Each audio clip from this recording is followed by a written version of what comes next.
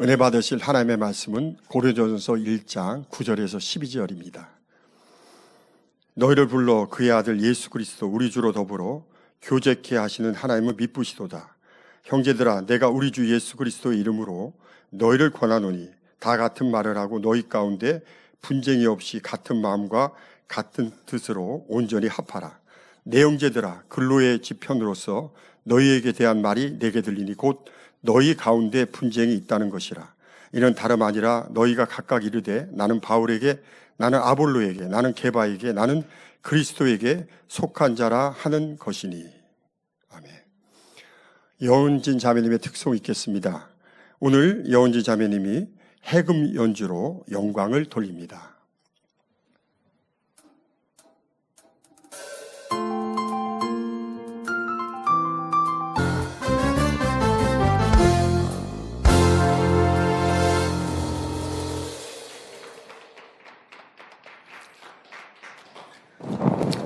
사랑하는 당자님께서 고린도전서 강의 세 번째 진리는 하나라는 제목으로 첫 번째 귀한 말씀 증거해 주시겠습니다.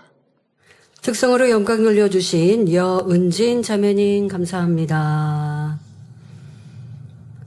사랑하는 성도 여러분, 사도 바울은 고린도 교회에 편지하며 받는 이들에 대해 그리스도 안에서 거룩하여진 성도들과 주님을 부르는 모든 자들이라 하였습니다. 교회에 출석하는 이들 중에는 잃어버린 하나님의 형상을 찾아 거룩하여지는 성도들이 있는가 하면 주님을 믿는다면서 여전히 자기의 좋은 대로 살아가는 교인들도 있음을 알 수 있습니다. 자, 구분되어지는 겁니다. 성도와 교인. 하지만 사도 바울은 모든 이들이 거룩한 성도로 변화되기를 바라며 힘써 가르쳤지요. 그러면 여러분은 성도가 되시겠습니까? 교인으로 남으시겠습니까? 성도가 되려면 많은 수고가 있어야 하며 좁은 길을 가야 합니다. 그런다 해도 우리는 신랑 되신 주님 닮은 경건한 신부, 거룩한 성도들이 되어야 합니다. 그리할 때 아버지 하나님과 주님의 은혜와 평강이 임하여서 좁은 길을 결코 힘들고 어렵게 가지 않도록 인도해 주시지요. 처음 습관될 때까지는 조금 힘들게 느껴질 수도 있습니다. 주일날 예전에는 늦잠 자고 내가 먹고 싶고 하고 싶은 거 또 취미생활 했는데 주일날이면 교회 가야 하고 일찍부터 일어나야 합니다. 또 주일 오전 예배, 오후 예배까지 드리고 나면 이미 저녁이 되어버리고 또 저녁이 된다고 내가 세상에 나가 세상 친구와 먹고 마시고 즐길 수 없어요. 그러면 주일을 온전히 지킨 게 아니니까요. 이게 얼마나 처음에는 힘든 일입니까? 열심히 일했으면 일요일이면 이제 놀고 쉬어야지 라고 하는 세상 사람들의 입장에서는 주일 교회에 하루 종일 보낸다는 것 자체가 참으로 힘든 일, 하기 싫은 일, 그러니까 전도를 받아도 교회에 안 나오려고 하죠. 아니면 내가 이제 바쁜 때를 좀 지나면, 나이가 좀 들고 나면 그때 이제 교회 가겠다고 말하는 이러한 분들도 들어보게 되는데요. 하지만 구원의 때는 언제 어떻게 맞을지 모르기에 우리가 정신을 바짝 차리고 깨어 있어야 합니다. 더더욱 여러분은 하나님의 살아계심을 듣고 보고 알아서 주일 성수하는 것 좀 이젠 어렵지 않아요. 하지만 거기에 머무르면 안 되죠. 거룩한 성도가 되려면 깨어 기도하고 죄를 피 흘리기까지 싸워 버려야 합니다. 그러한 습관이 되는 것도 처음에 쉽지만은 않아요. 내가 했던 말, 내가 생각했던 것도 진리인가 비진리인가, 악한 생각은 아니었는가, 내 유익에 맞춰서 말하지는 않았는가 궁구하라는 거, 말씀을 들을 때는 그런가 했는데 이게 여러분 삶에서 매번 그런다고 하는 것이 그렇게 쉽지만은 않습니다. 상대가 자기 유익을 구하며 내게 피해를 끼치는데 내가 그 사람한테 용서해주고 피해를 받으면서도 내가 피해를 입으면서도 상대에게 웃어줄 수 있는 선과 사랑을 행하는 사람? 이거 행하려고 하면요 손에 되게 보는 것 같고요. 내가 바본가? 왜 나만 그래야 돼? 내가 한 번, 두 번은 그렇게 했으면 상대방이 이제는 변화돼야죠. 그런데 안 그렇다는 거죠. 그럴 때 참 힘들어질 수 있습니다. 그러나 가야 합니다. 그러나 행해야 합니다. 여러분들은 어떻게 이 좁은 길을 행복하고 기쁘게 가고 있는지, 아니면 내가 이만큼 가다가 변화의 열매도 별로 보이지 않고 주님이 곧 오시는 줄 알았는데 주님이 곧 안 오셨고, 그러니 이제는 조금 쉬고 내 마음대로 편하게 신앙생활 하다가 뭔가 상황이 급박해지면 그때 가서 성도가 돼야지. 거룩한 사람, 거룩하신 분은 하나님이시죠. 그 하나님의 거룩하심을 우리가 닮아가려는 것이 어찌 하루아침에 되겠고 어찌 쉬운 일이겠습니까? 그러니 여러분들을 지금 깨어서 주님 닮은, 아버지 하나님 닮은 거룩한 성도, 거룩하다 칭함받을 수 있는 우리가 되기 위해 좁은 길을 가야 합니다. 오늘 말씀에도 사도 바울은 열심히 성도들을 가르치며 하나님의 뜻을 전하고 있습니다. 이 말씀이 고린도 교회에게만이 아니라 오늘날 모든 교회와 우리에게 주시는 말씀임을 깨달아 거룩하고 아름다운 주님의 신부로 단장하시길 기원합니다. 사도 바울은 고린도전서 1장 9절 본문에 너희를 불러 그의 아들 예수 그리스도 우리 주로 더불어 교제케 하시는 하나님은 미쁘시도다 라고 고백합니다. 이는 하나님께서 우리를 교회로 불러 예수 그리스도를 믿도록 인도하셨다는 말씀입니다.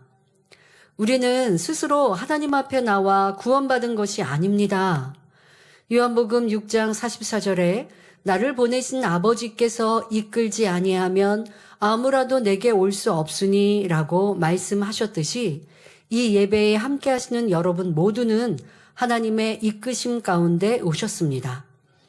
그러므로 혹여라도 나는 누구에게 전도받지 않았으니 나 스스로 교회에 나온 것이다 라고 생각하는 분이 한 분도 없으시길 바랍니다.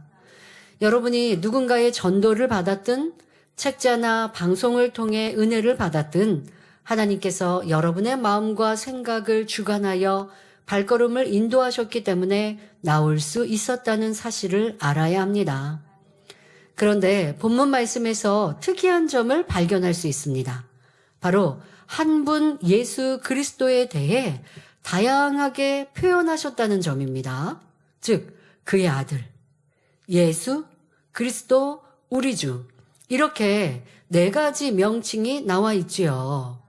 이는 하나님께서 복잡한 것을 좋아해서 그러신 것이 아니라 질서를 나타내시는 것이며 또한 각 호칭마다 영적인 의미가 다르기 때문입니다. 이 글은 지금 고린도 전서는 고린도 교회에게 사도 바울이 쓴 편지라고 했는데 이 말씀에 기록되어 있는 이 편지의 글과 표현을 왜 하나님 말씀이라고 하시나요? 여러분, 사도 바울이 그 성도들에게 문제가 있어서 그것을 지적하고 권면하기 위해 편지하였어도 사도 바울은 하나님의 사람이요 성령의 밝은 음성 주관 인도를 받는 분이십니다. 신약시대의 최고의 권능의 사도였지요. 그런 분이 그 교회의 문제, 성도들을 권면하기 위해 쓴 내용, 생각으로 쓴 것이 아닙니다. 성령의 주관과 역사를 받아 쓰여 쓴 것이고, 그리고 그것을 성경에 이렇게 묶어놓게 하신 분도 하나님이십니다. 그러니 여러분들이 이거는 사도 바울이라는 한 주의 종이 성도들에게 쓴 편지라고 하시면 안 되고 하나님의 말씀과 뜻을 담아놓은 하나님의 말씀이라 이해하셔야 합니다.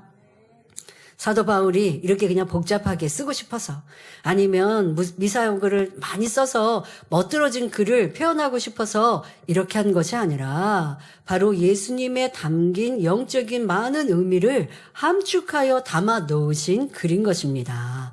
자, 그러면 이 한 가지 한 가지 단어에 어떠한 의미가 또 있고 다를까요? 이 말씀의 영적인 의미를 예수님의 사역 순서대로 풀어 설명하겠습니다. 하나님께서 우리를 구원하기 위하여 만세전에 감추어 놓으신 아들이 있었습니다. 따라서 그의 아들이란 바로 만세전에 감추어진 비밀의 아들, 하나님의 독생자를 의미합니다. 감추었던 비밀이라는 건 여러분들 잘 아시죠? 우리의 구세주가 되시기 위해서 분명히 원수마귀 사단도 온 인류를 구원할 구세주를 하나님이 예배해 놓으신 거 알아요. 그런데 어느 때 보내실지 또 그가 누구인지 하나님이 비밀로 감춰두셨다는 거예요.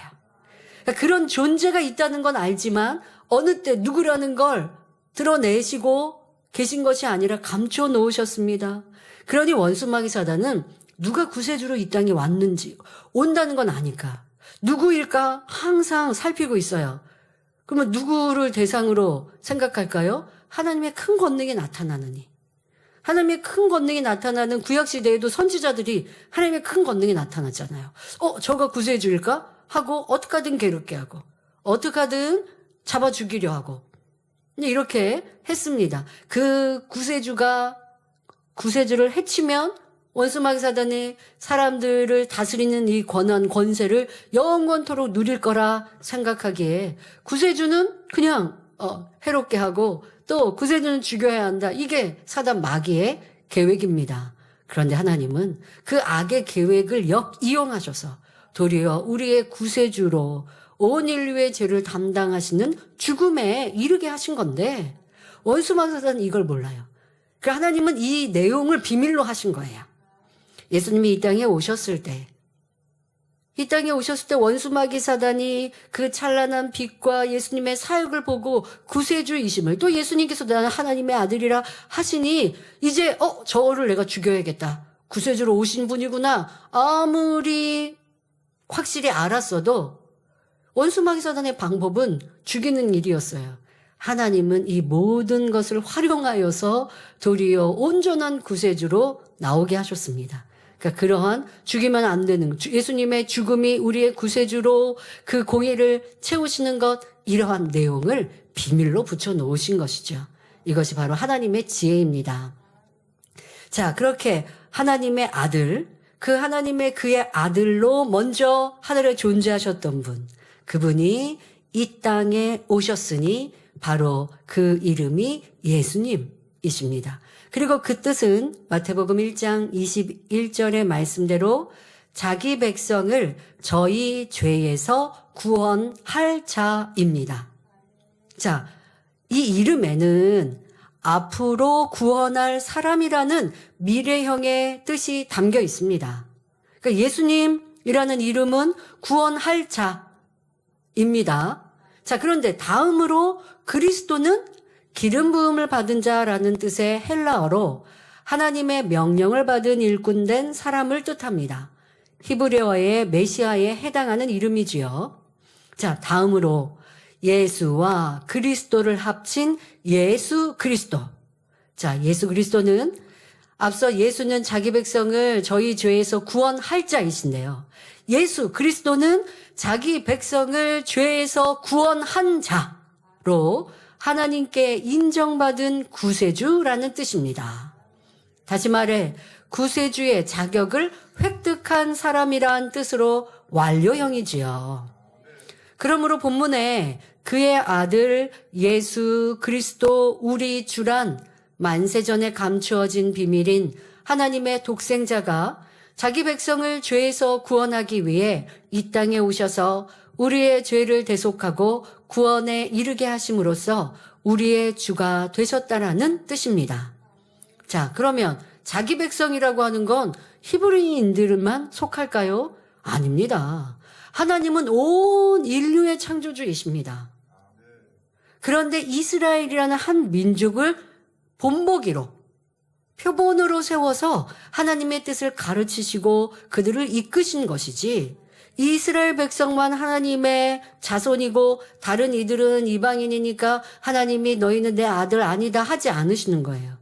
예수님의 보혈의 피에 자기 백성은 히브리인들, 이스라엘 백성들에게만 국한된 게 아니라 하나님이 만드신 온 인류가 다 자기의 백성이십니다. 그러니 온 인류의 죄를 담당하고 예수님은 십자가에 죽으시고 그로 인하여 구세주로서 저희의 죄를 사하신 분, 완료형의 구세주가 되신 것입니다. 이렇게 예수 그리스도 이러한 의미가 다르다는 것도 알아야 합니다. 본문은 이처럼 질서 있게 표현된 말씀이며 아무 이유 없이 복잡하게 표현한 것이 아님을 알아야 합니다. 그런데 여기서 반드시 기억해야 할 것이 있습니다. 예수와 예수 그리스도의 차이에 관한 것입니다. 예수님께서는 만세전에 죄인된 모든 인류를 구원하기 위한 구세주의 사명을 받으셨고 때가 되어 성령으로 잉태되어 육신을 입고 이 땅에 오셨습니다. 인류의 죄를 대속하기 위하여 십자가에 못 박혀 돌아가셨으나 사망 권세를 깨뜨리고 3일 만에 부활하여 구세주가 되셨지요. 즉 자기 백성을 저희 죄에서 구원할 자로 이 땅에 오셔서 때가 이르자 십자가의 보혈로 구원의 섭리를 완성하신 구원자 곧 그리스도가 되신 것입니다. 따라서 예수님께서 십자가를 지시기 전에는 예수라는 이름을 쓰는 것이 맞지만 구원의 사역을 완성하신 이후에는 예수 그리스도, 주 예수, 주님이라 부르는 것이 정확한 표현입니다. 예를 들어 제가 이제 당회장이 됐어요. 그런데 아직도 이수진 목사님 하면 뭔가 좀 어색해지겠죠. 그렇게 부르시는 이제 초신자가 아니라 이제 초신자가 와서 목사님 하면 어색할 거 없어요. 그런데 우리 교회 장로님이고 주회장님이고 또 일꾼이라 하는데 아직도 저를 이수진 목사님 하면 저분은 내가 당회장으로 아직도 마음에 각인이 안 되셨나? 생각할 수밖에 없지 않겠어요?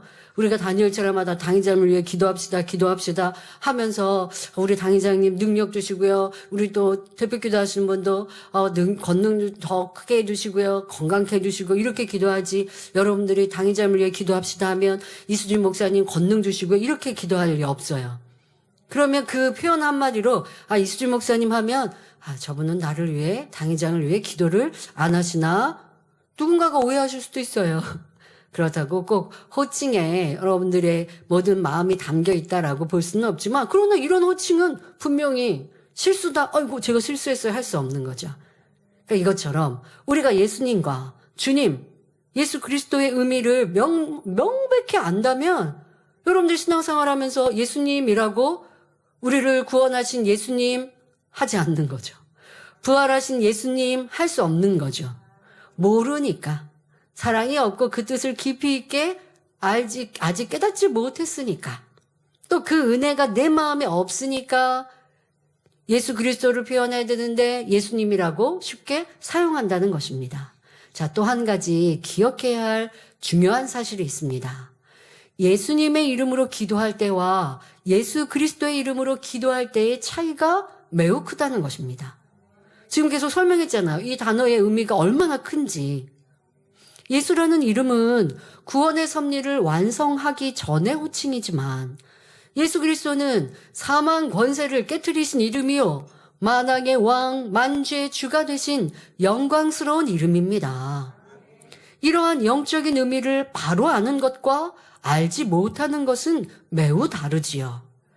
비유를 들면 도둑은 자기 자신의 정체를 모르는 경찰이 옆에 있으면요 두려워하지 않습니다. 아까 처음에 뭔가 실수하고 잘못하면 경찰관은 복장 입고 있잖아요. 그 옆에 경찰이 서 있어요. 그런데 두려워할까요? 아직 초범일 때는 점점점 이 죄가 커지고 또 초범이어도 내 잘못의 죄에 대해서 경찰이지만 경찰이 내 잘못을 모른다. 그러면 두려울 게 하나도 없게 되는 거죠. 자, 반면 경찰이 자신을 알아보는 것 같으면 잡히지 않으려고 재빨리 도망칠 것입니다. 이와 마찬가지로 어둠의 세력을 물리치는 기도를 할 때 예수 그리스도의 이름에 담긴 영적인 의미, 곧 사망 권세를 깨뜨리신 구세주이심을 바로 알고 믿음으로 기도하면 원수마귀 사단은 마치 정체가 드러난 도둑처럼 두려워 떨며 물러갑니다. 여러분, 이 예전에 영화 중에 보면 드라큘라 영화 같은 거 보신 적 있으십니까? 근데 그런 때 보면 이게 드라큘라 아니면 그 이후에 꼭 드라큘라 영화가 아니어도 이런 귀신 영화 같은 거 나올 때 보면 또 특히 해외 영화 같은 데 보면 십자가를 그리죠. 십자가를 그리고 아니면 이제 카톨릭에 사용하는 뭐 성수를 사용하기도 하고 합니다.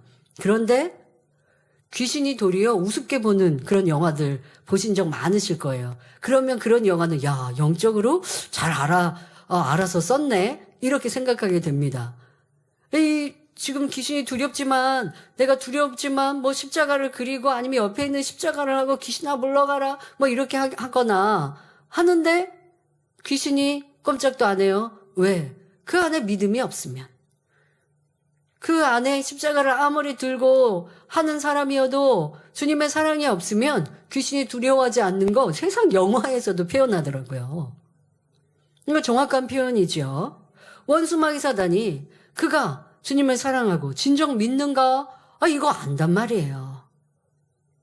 그런데 더더욱 예수님과 예수 그리스도의 믿음과 또 이것도 안다고 해도 지식적으로 아는 것과 예수님이 나의 죄 때문에 십자가를 지시고 죽으셔서 부활하신 구세주가 되셨습니다. 나의 주님, 나의 예수 그리스도 너무나 사랑합니다. 이게 마음 중심에서 흘러넘쳐 고백하고 찬양하는 사람 원수마귀 사단이 두려워 떨지요.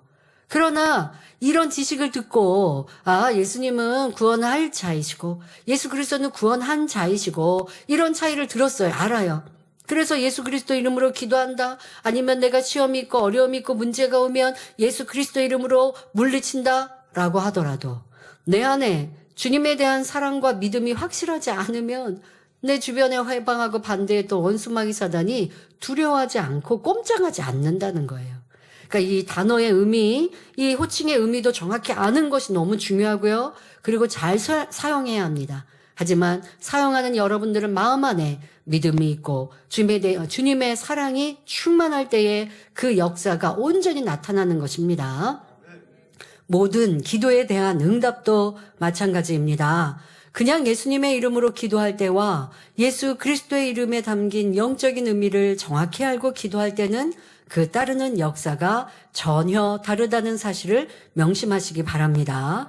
그래서 우리는 너무나 쉽게 예수 그리스도의 이름으로 기도합니다 라고 이렇게 기도를 마무리합니다. 하지만 그 안에 내 안에 얼마나 믿음이 있는가도 점검해 보십시오. 사도 바울은 본문에서 하나님은 미쁘시도다라고 말합니다.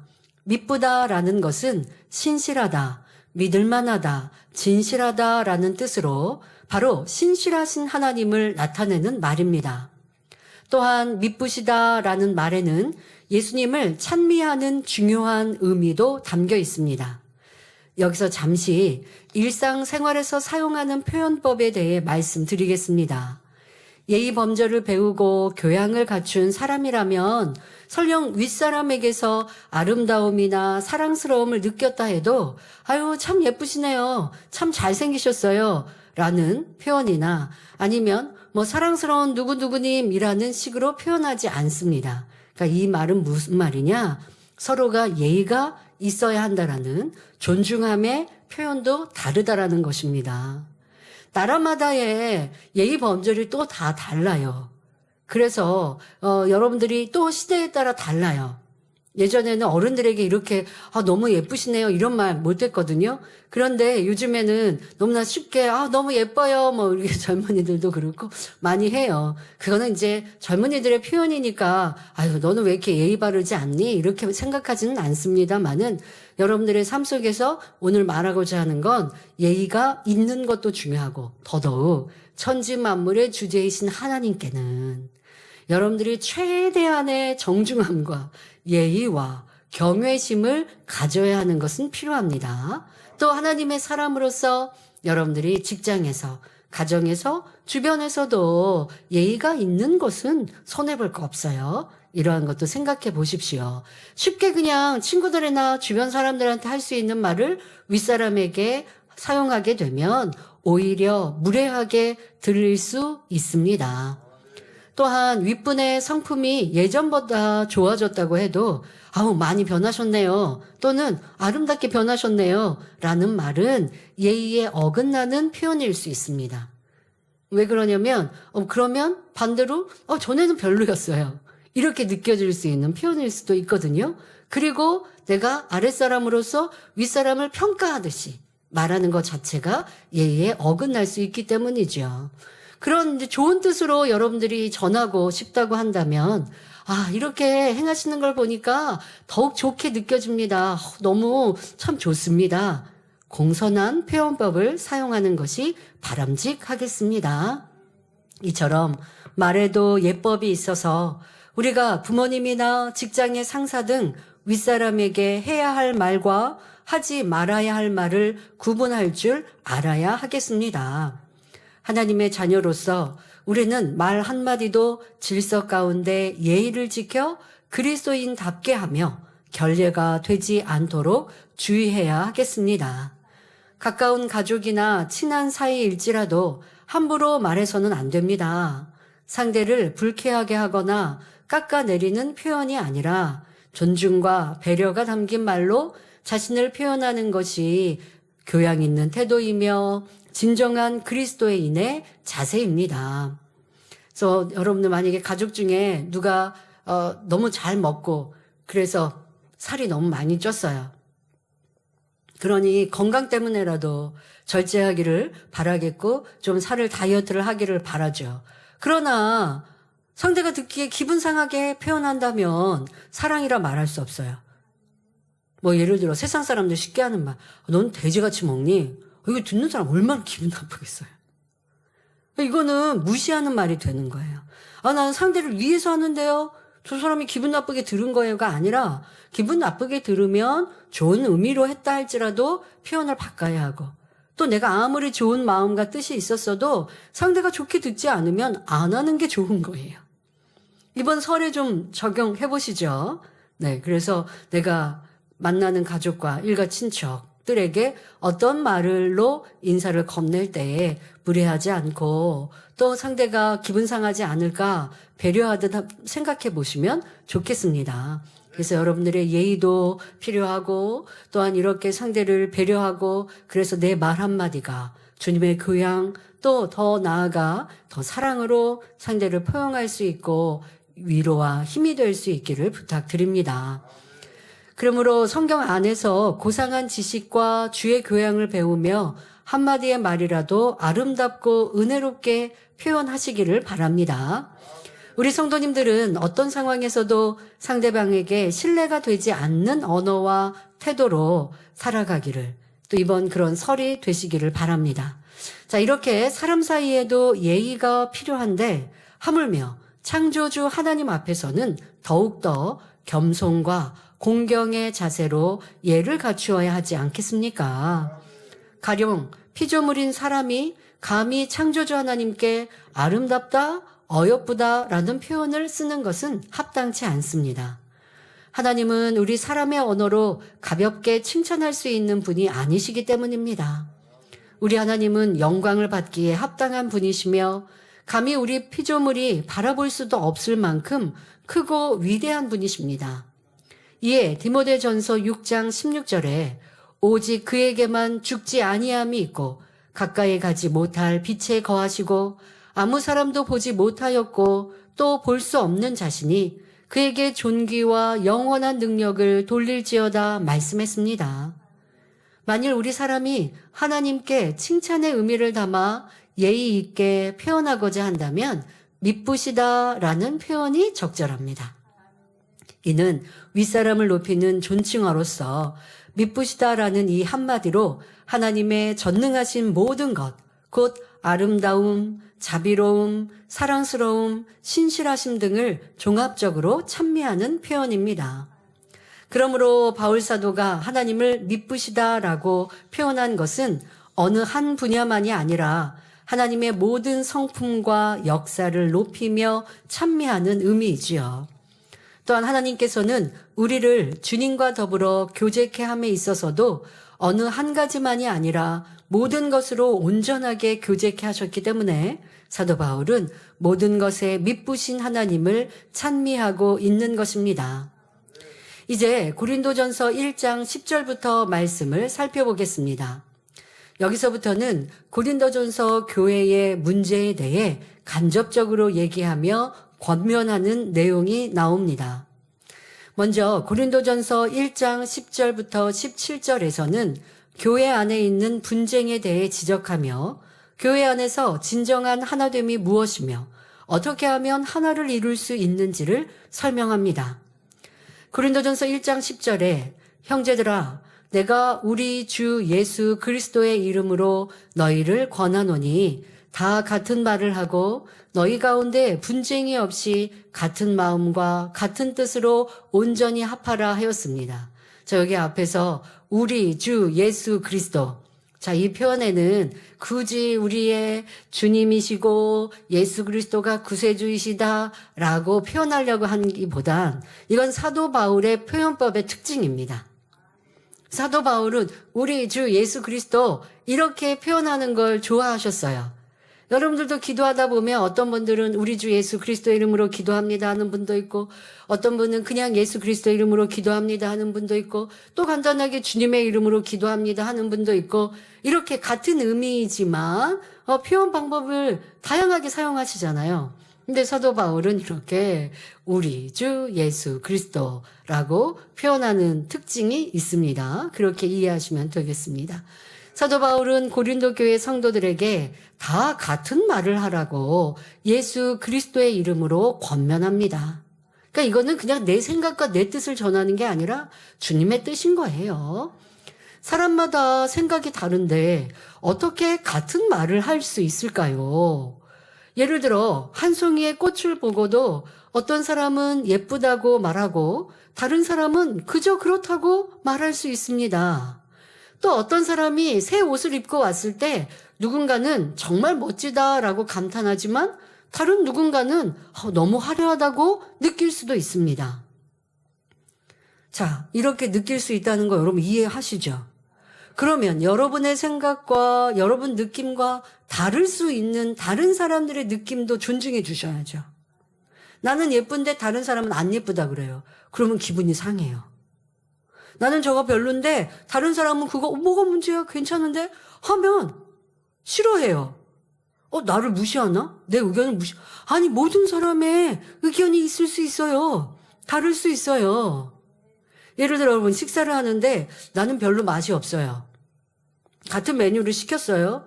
아니면 나를 여기 맛있다고 누군가가 데려갔어요. 근데 나는 맛이 없어요. 그러면 뭐예요? 상대방은 맛있는데 내가 맛없는 거예요. 근데 거기다 대고 아니 이렇게 맛이 없는 걸 왜 먹어? 이런다든가. 아니면 저도 이제 모르는 식당을 우리가 갔다고 해봅시다. 요즘에는 뭐 이렇게 맛있는 식당, 맛집 이런 것도 정보들도 있잖아요. 그런 정보를 다 믿을 수는 없지만. 그런데 그런 정보를 가지고 식당에 갔어요. 근데 먹었는데 나는 별로예요. 그러면 저는요 굉장히 주의합니다. 왜냐하면 내 앞에 있는 사람은 어떨지 모르잖아요. 제가 맛이 없게 먹었을 때 어떻게 제일 주의하는 건 뭐냐면 식사가 다 끝날 때까지 좀 묻지 않으려고 합니다. 왜? 같이 먹는 사람이 맛이 없다 그러면요. 나도 그냥 먹었다가 맛이 없어질 수 있어요. 그리고 맛이 없다고 자꾸만 말해보세요. 앞에 사람이. 그러면은 내가 맛있어도 맛이 없게 느껴지지만 또 맛있게 먹는 것도 괜히 좀 미안하잖아요. 아니면 또 어떤 경우는요. 다른 메뉴를 시켰어요. 내 메뉴는 맛있어요. 근데 그 사람이 시킨 건 맛이 없어요. 근데 맛이 없게 시켜도 자기가 선택했잖아요. 그러면 잘 먹어야 되는데 맛이 없는 거 내 거 맛없다고 맛있는 거 내 거 먹어요. 이거 참 이기적인 사람이죠. 살다 보면 맛이 없는 거 먹을 때도 있어야 돼요. 그래도 맛이 없는 것도 잘 먹어야죠. 이게 뭐 배탈 날 것도 아닌데. 그래서 원로 목사님도 그러셨거든요. 원장님이 뭐 음식을 해서 주셨는데 제가 막 간을 이렇게 이게 짠가 맛있나 이렇게 하고 있었더니 목사님이 저한테 맛이 없는 것도 먹는 거야 이렇게 말씀하셨던 기억이 납니다. 맛이 없었던 건 아닌데 원장님하고 저하고는요. 원장님은 저한테 맛 평가를 원하시거든요. 원장님이 음식을 하시면 저한테 뭐가 덜 들어갔는지 이렇게 좀 물어보시고 하셨었는데 제가 그 습관이 나왔어요. 그랬더니 말씀을 하셔서 다시 명심하게 되었는데요.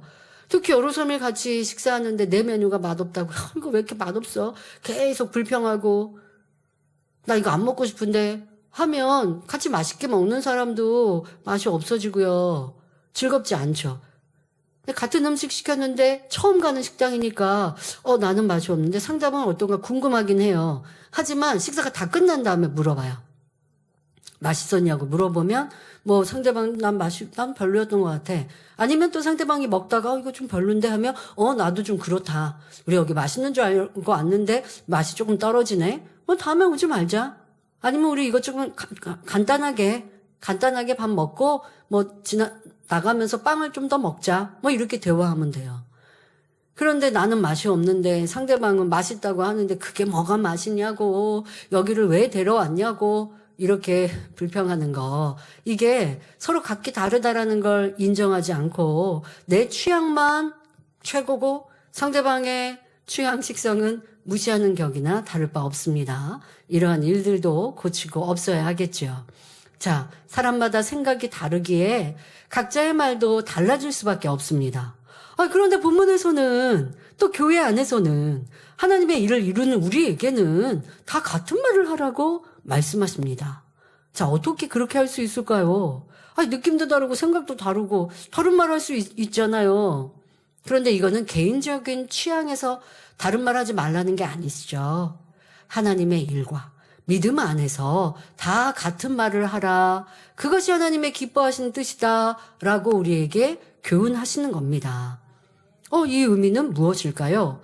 진리 안에서 마음과 생각이 하나 되어야 한다는 것입니다. 여러분, 하나님의 일을 이루는데 각계정투 다 의견과 생각과 뜻이 달라요. 그럼 이 배가 어디로 가요? 산으로 가요.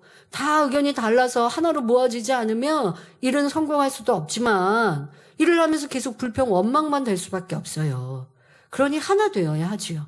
그런데 어떻게 하나 될 수 있다고요? 진리 안에서. 자, 진리 안에서 하나 된다는 건 다시 말해 우리가 하나님 말씀을 바로 알고 진리 안에 살아가면 마음과 생각이 하나가 되니 다 같은 말을 할 수 있다는 의미입니다. 진리 안에서 하나 됐다고 해서 입맛이 같아진다는 게 아니라 진리 안에 결정하고 바라보는 것이 같아진다는 거예요. 어떻게 같아지는데요? 하나님의 말씀은 하나잖아요. 사랑하라, 용서하라, 이해하라, 선을 쫓으라, 빛을 발하라. 그런 말씀 안에 구체적인 설명들, 그것이 각자 다 다른 사람들이지만 각자가 그 말씀 안에 기준하여 생각하고 말하고 내 안에 이루었다면 하나의 목소리를 낼 수 있다는 것입니다. 그런데 분쟁이 있다는 것은 아직 서로에게 비진리의 생각이 있으므로 하나님 안에서 하나 되지 못했다는 증거입니다. 100사람이면 100사람의 생각이 다 다를 수밖에 없어서 일치되지 않으니 거기에서 분쟁이 생기는 것이고 자기의 주관과 의견 대립이 나옵니다. 그러나 우리가 하나님 말씀 안에 살면 마음과 뜻, 생각이 하나가 됩니다. 진리는 하나이기 때문에 성령의 음성을 따라가면 자연히 마음과 뜻과 생각이 하나가 될 수 있습니다. 예를 들어 초신자가 신앙 문제로 고민하며 몇몇 일꾼들에게 상담을 요청했다고 합시다. 그런데 일꾼마다 각각 다른 답을 준다면 그 이유는 무엇일까요? 그것은 진리는 하나이지만 일꾼들이 그 진리와 하나 되지 않았기 때문입니다.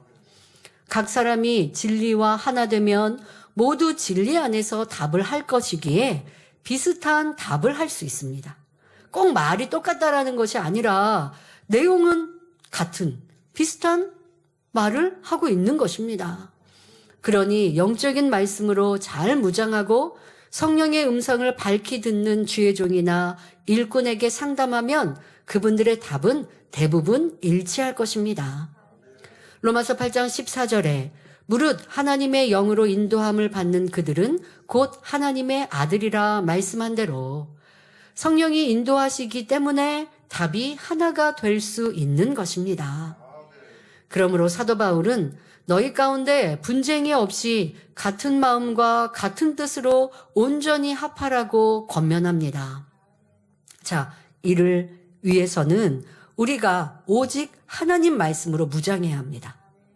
그러니까 여러분 각자가 일꾼들이 하나님 말씀으로 우리가 무장되어 있다면 데이브의 말씀처럼 어린 양을 힘써 전부 통째로 불에 구워 먹는 이러한 신앙생활을 한다면 각자의 삶이 다르더라도, 성격이 다르더라도 무언가의 뜻을 모으고자 할 때는 모아지는 거예요.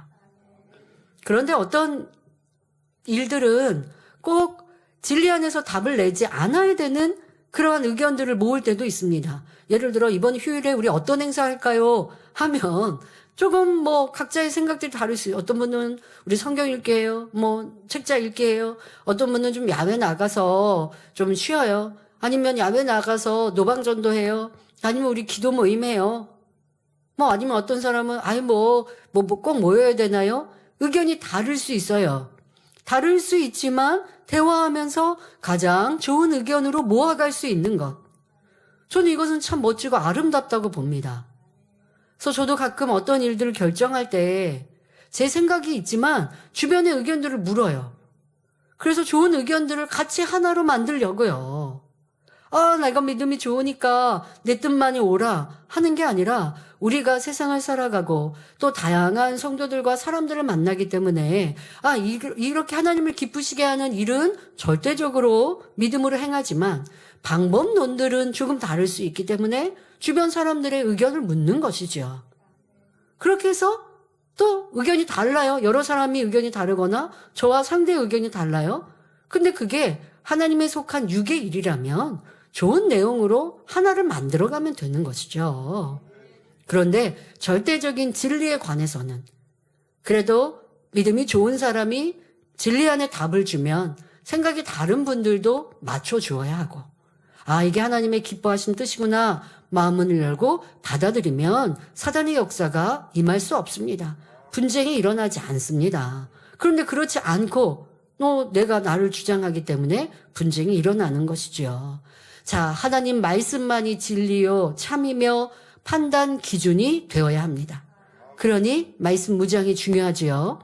만일 하나님의 말씀이 자기 생각과 맞지 않는다고 해서 분쟁을 일으키는 사람들이 있다면 이는 사단의 회임을 알아야 합니다. 내 기관, 내 선교회, 교구, 지역 안에, 우리의 봉사단체 안에 사단의 역사가 있고 사단의 회가 이루어진다면 이건 하나님의 일을 이룬다 할 수 없어요. 그리고 우리가 아무리 충성해도 상급을 쌓고 하나님께 영광 돌릴 수 없습니다. 자, 그러니 우리는 어떠한 크게는 교회 안에서 또한 여러분들이 작게는 구역과 기관, 봉사하는 모든 또 하나님의 일들을 이루어 나가는 조직들 안에서 우리 안에 사단의 회가 있지는 않은지 또 사단의 역사가 있지는 않은지 살피셔야 돼요. 자, 그 안에 쉽게 여러분들이 돌아볼 것은 내 안에 불평한다. 이거 사단의 역사를 받는 거고 나로 인하여 우리 모임 안에 하나님의 은혜와 감동을 잃어버릴 수 있다는 걸 알아야 합니다.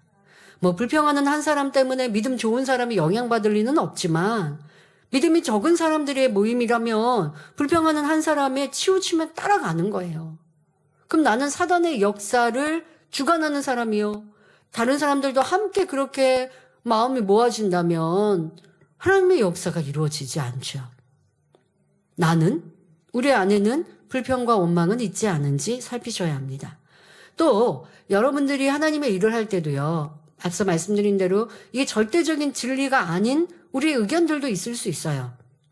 이걸 할까 말까? 뭐가 더 좋을까? 그런데 그 의견이 어떤 조직 안에서 아니면 상대의 또 머리된 일꾼의 의견과 내가 달라요. 그러니까 나는 의견이 다른데 그 모임 안에서는 내 의견이 지금 이루어지지 않았어요. 다른 사람의 의견이 진행되고 있어요. 그러니까 불편해요.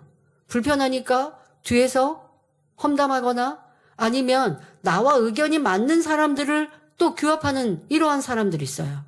어떻게 그렇게 합니까? 저거 좀 아닌 거 아니야?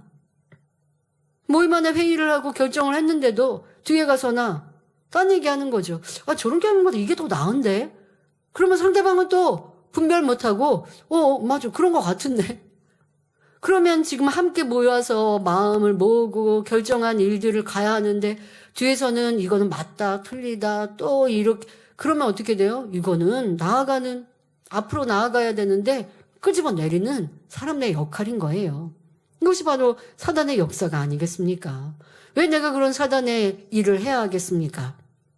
또 이런 사람들의 말 앞에서도 큰 소리 내는 사람도 있고 또 뒤에서 험담하는 사람도 있고 시시비비하는 사람들, 이런 사람들로 인하여 분쟁이 일어날 수 있습니다. 그런 사람이 되면 안 되지요. 또 자기의 믿음이 안 되니 믿음으로 고백하며 이루는 일에 대해 부정적인 말을 하고 불평하고 있다면 이는 사단의 역사를 받는 것임을 알아야 합니다. 아, 내가 지금 사단의 일을 하고 있구나. 사단이 나를 통해 지금 사단의 역사를 나타내고 있구나. 그런 사람이 되어서는 안 될 것입니다. 하나님께서는 로마서 8장 7절에 육신의 생각은 하나님과 원수가 된다고 말씀하셨습니다. 예를 들면 누가 오른편 뺨을 때렸을 때 진리로 무장된 사람이라면 왼뺨도 돌려대라는 하나님의 말씀이 떠오를 것입니다. 그러니 이 말씀에 순종하여 왼뺨을 대주어서라도 상대와 화평을 이루고자 하며 혹여 상대가 오해하고 있다면 하나님 말씀으로 권면하고 오해를 풀어줄 것입니다. 하지만 육신의 생각이 있는 사람은 누가 오른뺨을 때리면 자기도 같이 때리든가 화를 내야 정당하다고 여기며 가만히 있는 것을 비굴한 것처럼 생각하지요. 이렇게 진리인 하나님의 말씀은 사람의 생각과는 전혀 다릅니다. 그러므로 더욱 하나님의 말씀으로 무장하되 지식적인 무장에 그치는 것이 아니라 마음에 잘 양식 삼아 먼저는 여러분 한 사람 한 사람이 진리와 하나 되시기 바랍니다. 그렇게 진리의 사람이 되면 아무리 많은 사람이 모여도 모두 주 안에서 한 마음 한 뜻이 되어 같은 말을 할 수 있습니다. 여러분, 우리가 교회적인 연단이 있을 때 참 많은 말들과 많은 시시비비의 상황들도 듣게 되었습니다. 여러분, 누군가가 저 사람의 시시비비 아니면 저 사람을 험담하는 말을 나에게 전했을 때 여러분은 거기에서 딱 끊어내는 사람이 되었습니까? 아니면 동조하고 또 그것을 전하는 사람이 되었습니까? 이것은 사단의 회를 만드는 하나님의 역사를 가리우는 사람이죠. 너무나 큰 죄인 것입니다. 철저히 회개해야죠. 그런데 실상은 그렇지 못하고 한 사람에게 전한 말은 두 사람에서 네 사람이 되고 네 사람에게서 8사람이 되는 그러한 시간들도 보았습니다. 우리 안에 하나님의 말씀은 어디 있는가? 내가 들은 그 진리의 말씀은 어디 있는가? 생각해 보아야 하지요. 하나님의 말씀은 머리에 있어서도 아니면 내 안에 없어서도 안 되고 마음 안에 있어야 하고 마음 안에 있다면 누군가 나에게 전해주는 말을 딱 귀에 듣기에는 이라고 놀랄 때 마음으로 성령께서 무엇이라 답해 주시는가 라는 것으로 분별케 되어질 것이고 기도하게 될 것입니다. 그런데 전해주는 말로 같이 논하고 판단하고 정죄하고 수군거렸다. 이미 사단의 역사가 이루어진 것입니다. 그러한 내가 다시 기도한다고 성령의 음성 듣기가 쉽지가 않지요. 이미 내가 내 생각을 사단에게 빼앗겨 버렸으니 거기다 입술로 수근수근하고 판단 정죄했으니 너무나 큰 죄인데 이 죄를 철저히 회개해야 그 다음에 성령께서 정확한 답을 주시는데 그렇지 않으니 그 시간이 흘러가면서 내가 옳다 하는 사람 참으로 많이 볼 수 있습니다. 여러분 각자가 이 말씀이 나는 얼마나 진리로 분별하는 사람, 얼마나 성령의 역사를 받는 사람인가, 진리의 말을 내는 사람인가 라는 것으로 먼저 돌아보시고요. 내가 변화되어져 우리의 모임이 진리의 말만 내는 모임이 되기를 기도할 수 있기를 부탁드립니다. 그리고 여러분들이 만나는 곳, 있는 모임 안에 누군가가 더 믿음의 말을 하고 진리의 말을 하면 들어주고 그곳에 맞출 수 있는 그래서 성령의 역사가 따르는 우리 모든 교회의 모임이 되어야 하겠습니다. 고린도 교회에서는 성도들이 진리 안에 거하지 못하고 각자 자기 생각을 동원하다 보니 분쟁이 일어나 결국에는 파가 나누어지는 지경까지 이르렀습니다. 그러므로 사도 바울은 본문 고린도전서 1장 11절에서 다음과 같이 말합니다. 내 형제들아, 클로에의 지편으로서 너희에게 대한 말이 내게 들리니 곧 너희 가운데 분쟁이 있다는 것이라. 기록합니다. 사도 바울은 글로에라는 성도의 집에서 온 사람들을 통해 고린도 교회에 분쟁이 있다는 소식을 듣게 되었습니다. 안타깝게도 이러한 일은 당시뿐 아니라 오늘날에도 여러 교회 안에서 종종 일어나고 있습니다. 실제로 파가 나뉘어 분쟁과 갈등을 겪는 경우가 자주 있지요. 성도 여러분, 이러한 일을 성령께서 하시겠습니까? 이는 사람이 사단의 사주를 받아서 하는 것임을 알아야 합니다. 사단의 역사는 아주 교묘하기 때문에 우리는 진리로 잘 분별할 수 있어야 하지요. 분리하는 사람, 갈등을 조장하는 사람들이 그럴싸하게 포장하여 자신들의 정당성을 주장하지만 그것이 하나님의 뜻이 아님을 깨달을 수 있어야 합니다. 여러분, 원로 목사님은 90년대 교단 파직을 당하실 때 말도 안 되는 거짓말로 우리 교회가 잘못되었다. 또 원로 목사님이 잘못 가르친다. 말도 안 돼. 책자에 간증수기 책자에 예수님이 맨날 몇 시에 언제 오신다고 기록돼 있다. 한 번만 들춰보면 확인할 수 있는 거 확인도 하지 않고 거짓말이 부풀려지고 전달되면서 거짓말 이게 시기 질투에서 나왔죠. 예를 들어 한국 무용팀이 고전 무용팀이 찬양에 맞추어서 아름다운 무용으로 하나님께 영광 돌린다. 그런데 이전홍 목사는 단에서 무당춤을 춘다. 말도 안 되는 거짓말이 그 거짓말로 정죄를 했어요. 그 거짓말로 정죄를 합니다. 정말 말도 안 되는 일들, 이 가슴이 터지는 일 아니겠습니까? 그리고서는 교단에서 파직을 시키기 전에 이미 이러한 일들을 계속 얘기하죠. 그러면 우리 목자님께서 불려가서 확인하실 때 아니라고 말씀하셨어요. 그렇지 않다고. 그런데 그렇게 확인했다고 하면서도 듣지도 않죠. 거짓말한다고 하죠. 그런데 그런 상황이 될 때 원로 목사님을 사랑하는 주의 종님들과 또 많은 이런 경험들이 있는 분들이 그냥 교단을 나오시라고 이러한 권면도 합니다. 하지만 원로 목사님은 아무리 내게 피해를 주고 말도 안 되는 거짓 누명을 씌워도 교단에서 스스로 떠나지 않으셨습니다. 결국 파직을 당하였다 한다 할지라도 원망하지 않고 미워하지 않고 싸우고 다투지 않으셨던 걸 보지요. 그런데 어떠합니까? 자기 유익에 따라 내 편을 만들기 위해서 많은 말들을 거짓말로 하고 그렇게 해서 당을 만들고 분리하면서 할 만했다라고 한다면 여러분들은 왜 진리로 분별을 못하고 무엇이 맞고 틀린지 저는 분별해서요 교회 떠나지 않고 이 자리에 있는데요 그렇게만 하지 마시고 나는 어떠했을까?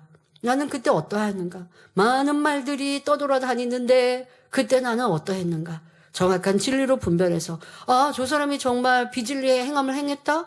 그러면 내가 그렇게 안 따라가면 되는 것이고 그런데 저 사람은 저렇게 악하게 했대 저렇대 이렇대 나는 또 전해야 돼요. 이거는 나는 어떤 사람인가?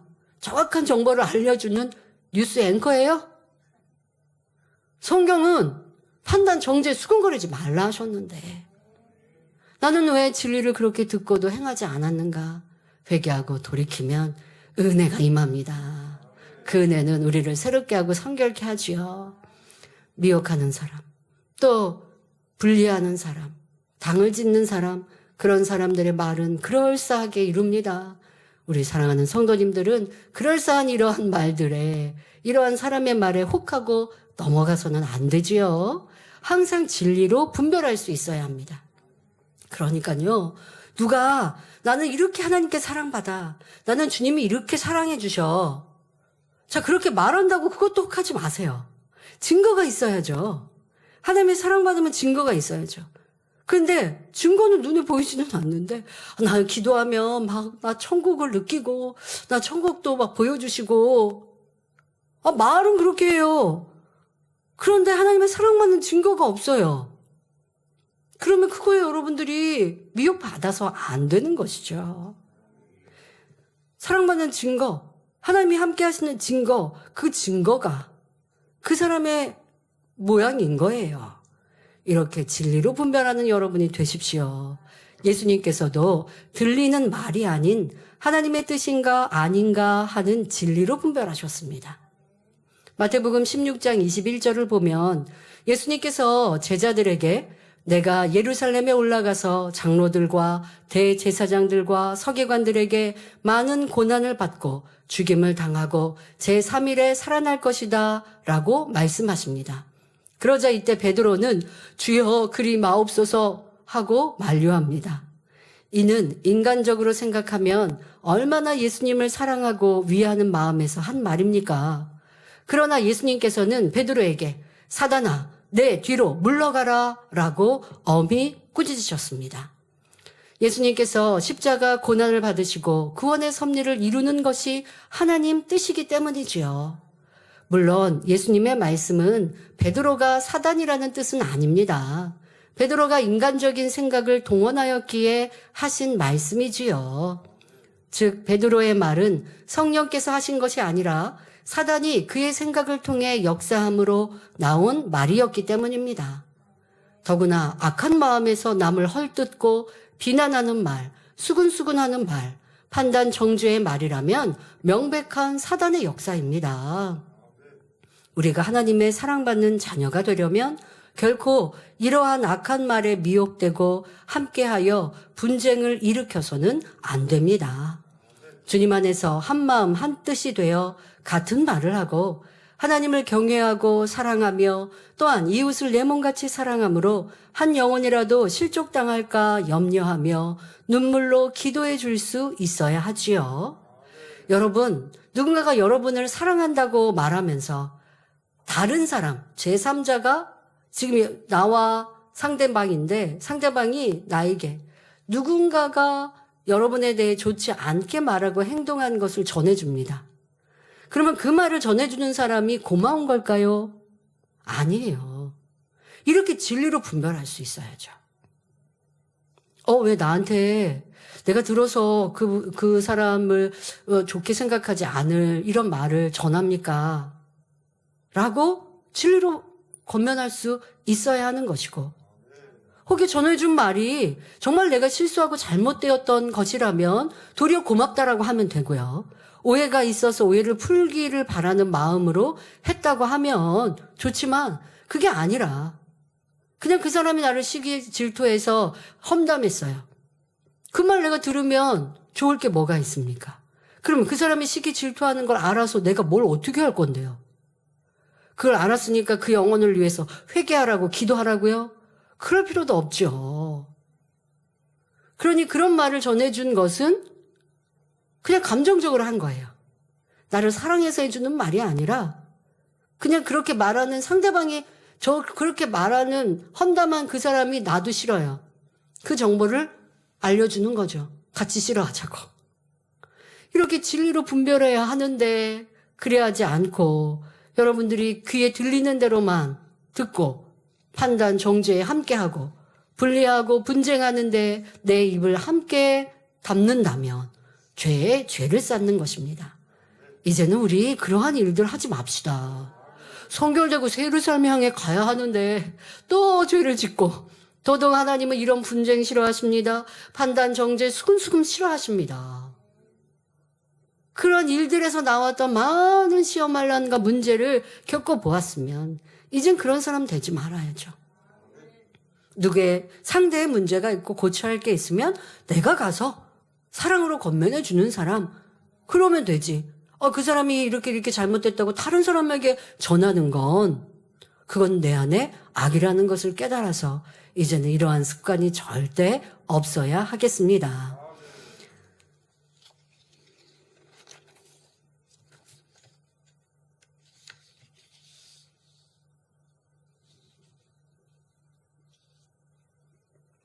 네, 이제 시간이 다음 한 절을 이어가면 시간이 좀 많이 오버돼서 여기에서 마치고 다음 절은 12절은 다음 시간에 진리는 하나 두 번째 말씀에서 전하도록 하겠습니다. 사랑하는 성도 여러분, 교회 안에서 분쟁이 없고 한마음 한뜻이 되려면 우리 모두가 하나님의 말씀인 진리로 무장될 때만 가능하다 했습니다. 오직 진리 안에 순종해 나아갈 때 사단이 역사하지 못하니 분쟁이 있을 수 없으며 모두가 하나님을 첫째로 사랑하고 이웃을 내 몸같이 사랑함으로 서로 화평하며 하나 될 수 있는 것입니다.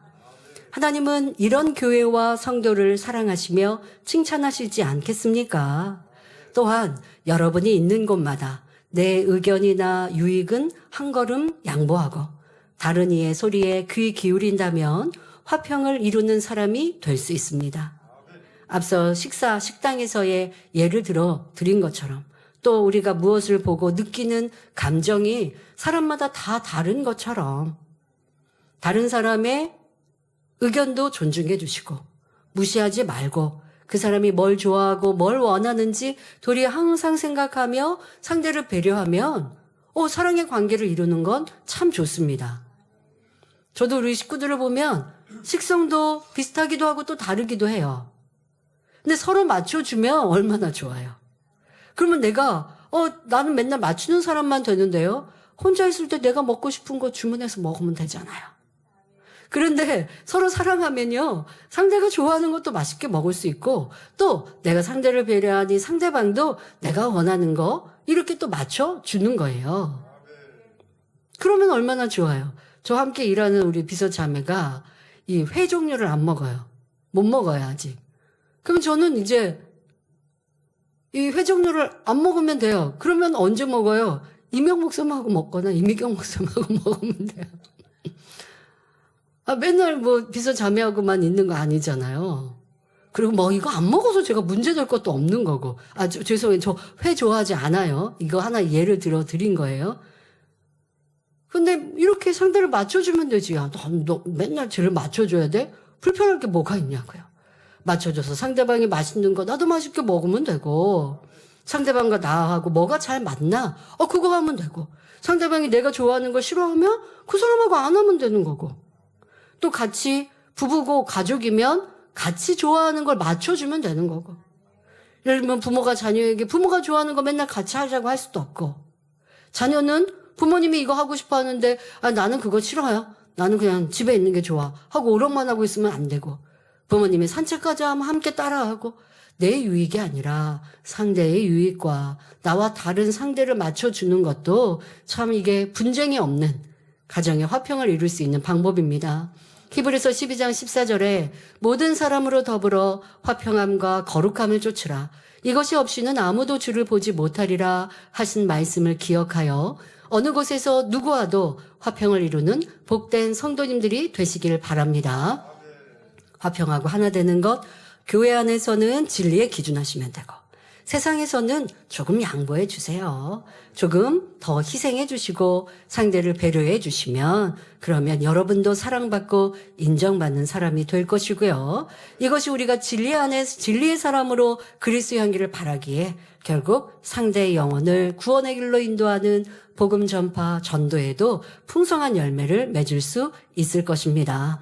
그러한 다음 주 설 연휴죠. 미리 한 주간 기도하실 때 이러한 내용들 기도하시면서 더 화평을 쫓는 내 자신이 되게 하옵소서 기도 제목 삼으시면 좋겠습니다. 말씀 선고하시면서 함께 기도하겠습니다. 좋으신 아버지 하나님, 오늘은 미쁘신 하나님의 표현에 대하여 설명하였고 또한 그의 아들 예수 그리스도 우리 주에 대하여 설명하였습니다. 또한 우리가 진리 안에 하나 될 때에 서로의 의견과 생각과 취향이 다르더라도 진리 안에서 하나님 나라 교회 안에서는 한 목소리를 낼 수 있음을 설명하였습니다. 그런데 교회 안에 얼마나 많은 불리함이 있고 얼마나 많은 분쟁이 있는지도 생각해 봅니다. 우리 안에 사단이 역사를 받는 이들이 하나도 없게 하시고 오직 진리를 기준하여 말하고 생각하는 진리의 사람들이 되게 하여 주옵소서. 감사드리며 우리 주 예수 그리스도의 이름으로 기도하옵나이다. 아멘.